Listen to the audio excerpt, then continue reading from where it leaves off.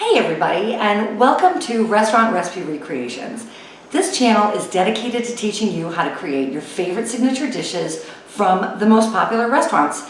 And in this episode, I'm going to teach you how to create the Panera broccoli and cheddar soup. Now, Panera first came on the scene and they were very popular and well known, of course, for their baked goods and their breads. But as everybody knows, because I'm sure everybody's been to a Panera at least once, they also have great salads, soups, and things of that nature. And since we're getting a little bit into the fall season, I thought maybe it would be great to do a soup. The weather's getting a little bit chillier. Well, in Florida, it's getting not very chilly, but whatever, you get the point. If you're watching this in Wisconsin right now, then it's definitely getting chilly for you. If you've seen any of my other videos before, you know that I got all my jams ready to go here. Once I start cooking, it just makes the process faster, easier, and just more enjoyable. So I will go ahead and get you started on Panera's broccoli and cheddar soup. I just noticed I got a little bit of the JBF hair going on today.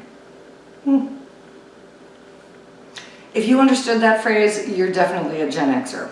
But we're going to go ahead and move on from that because it's a family show. Okay, let's go ahead and get started. I'm going to melt 1/4 of a cup or 1 full stick of unsalted butter. Unsalted butter always. You can add your salt at the end, which obviously you do in most, if not all, dishes. But that salted butter, first of all, I think changes the flavor of the butter.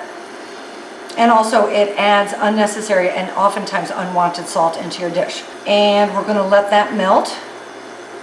Keep it moving around the pan so that it doesn't burn. To that, I'm going to add 1 cup of diced yellow onion, small dice. What we want to accomplish with these onions is to just get them softened. I don't want them browned, not for this dish, but I do want them translucent and soft. So we're going to let those go for about 1.5 minutes. Not a bad idea to keep a stir on it. All right, next we're going to add 1.5 cup of julienne carrots or matchstick. You can either buy a bag of the already matchsticked carrots, or you can take whole carrots and julienne them yourselves. But that's 1.5 cups. And those we're going to let get nice and soft as well. I'm starting to get this really, really nice fragrant scent from the onions and the butter. It smells a little bit like Thanksgiving. What is 2020 Thanksgiving going to look like for you this year? I'm curious. With everything with coronavirus and quarantine and large gatherings and all of that, right in your comment line, I'd like to hear what everybody's Thanksgiving is going to look like this year. Okay, now we're going to add 4 cups of small broccoli florette. The florette only, leave the stem out for something else. And these are in a very small florette. Now keep in mind, this is soup.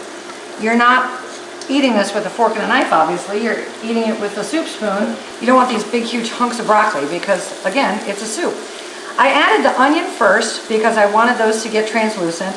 I added the carrots second because those have a longer cook time than the broccoli.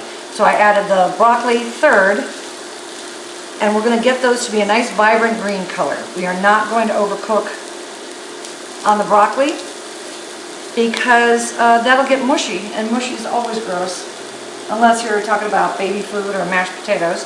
But you do need to let it go for a little bit, because you don't want the broccoli to be crunchy in your soup either. Now that my broccoli looks nice and bright green, I'm going to add 2 cups of chicken broth. That is a homemade chicken broth. I'm kind of a snob about that, but certainly boxed chicken broth is just as good. Well, I'm not going to say just as good. I'd be lying if I said it. Next in is 2 cups of 2% milk. And the next player is 2 cups of heavy whipping cream. So for this recipe, you're probably going to want to table your diet if you're on one, and you're going to want to take a lactate as well. But I think that you'll find that it's definitely worth it.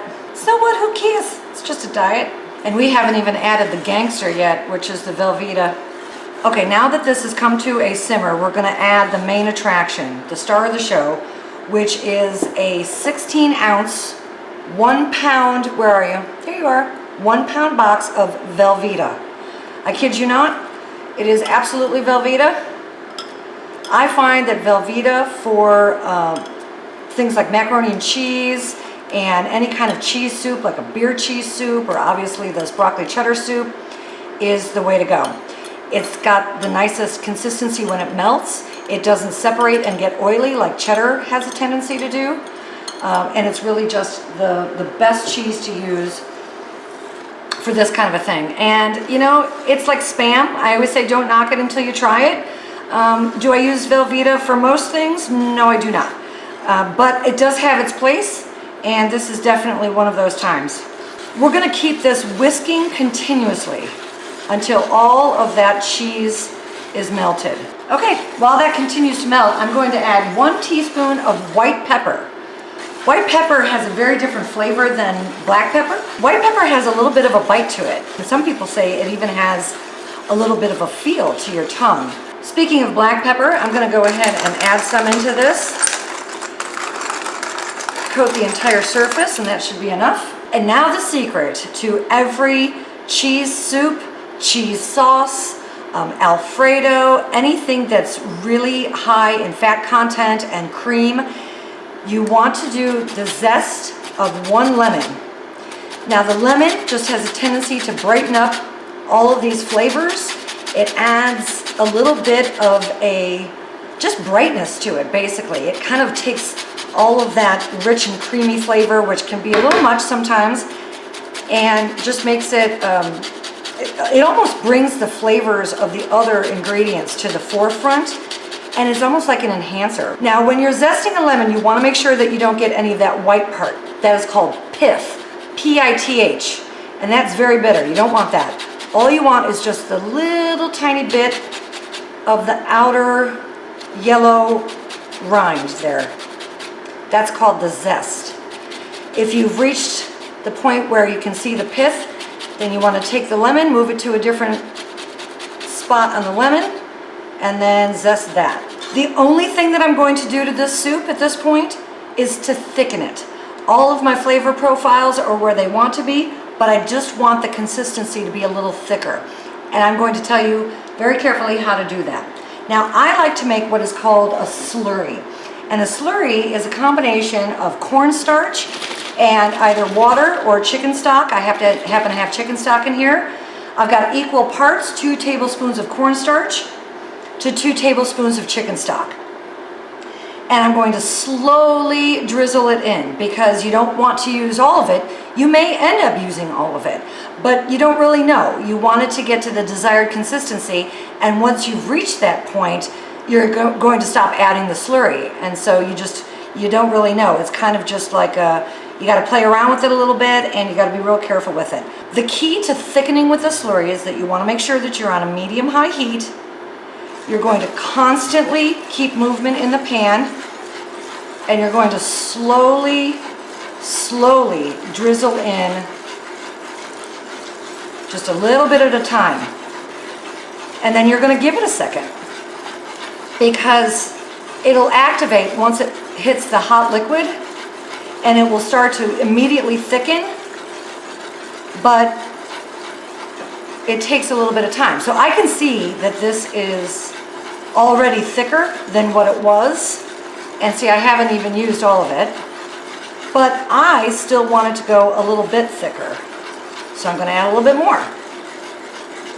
I'm going to keep movement on the soup. And the thing about it is that if you like your soups to be a little bit thinner, then you can stop right here. And this will be just fine for you. This happens to be a very thick soup. If you've ever had it at Panera before, you know that it's quite rich, quite hearty, quite thick.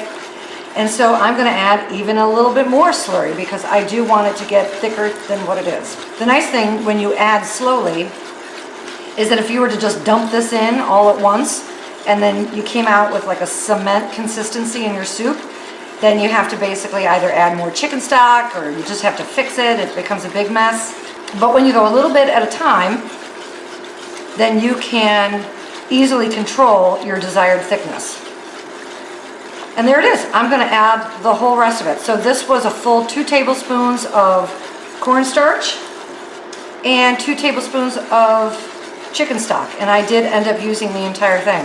All right, I've tasted it and it is perfect. I'm not adding anything more to it. In fact, all I'm going to do is scoop it into a big bowl and have it for some lunch. Okay, thank you for watching, everybody. I hope you enjoyed this very short episode on Panera broccoli and cheddar soup. As I mentioned before, the full ingredient listing is in the description below. And also, if you would like me to showcase a restaurant or a recipe of your choosing, then write that in the comments section below. I would love to hear some of your requests, and we'll go ahead and do those in upcoming episodes. Thanks for watching, everybody, and cheers. Make it a great day. Enjoy that cooler weather if that applies to you, and we'll see you again here soon at Restaurant Recipe Recreations. Ciao.